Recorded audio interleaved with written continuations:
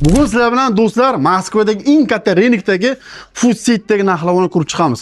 Bu tarvuzni qaranglar, kilosi 38 rubldan 40 rublgacha ekan. Kimga tarvuz kerak bo'lsa kilosi mana 380 va Xorazmiy akalarimiz tarvuz sochar ekan, yaxshi qilib berishadi tarvuzlari. Ajoyib, bismillah bo'layim. Kilogramm. Narxlarni qaranglar do'stlar.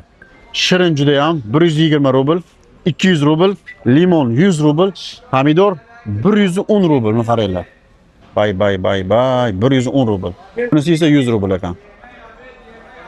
O'zbekiston qovunlari eng shirini shu ekan, 150 rubldan kilosi. Bular esa 100 rubldan. Mana kilo raslarlar shu yerda. Bor bilan bodring narxi vaqti tushib ketibdi. Mana bu bodring ko'rib turibsiz, 50 rubl kilosi. Tak, bunisi esa 100 rubl kilosi.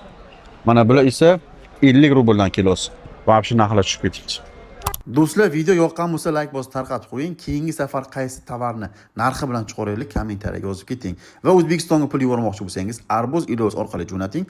Promokod joyiga 3 ta 2 promokodini kirgizish esingizdan chiqmasin. Har oy 5 ta odam telefon yutib oladi va yilning oxirida bitta odam avtomobil sohibi bo'lishi mumkin. Shu videolarga like bosib tarqatib qo'ying. Va videorolik oxirida musofirlar uchun foydali bo'lgan reklama. Siz biometri gostogi sim karta, bank karta hammasi bir joyda. Ekranga 3 ta adres qo'ydim. Qaysi bir yaqin bo'lsa telefon qilib kelaverasiz.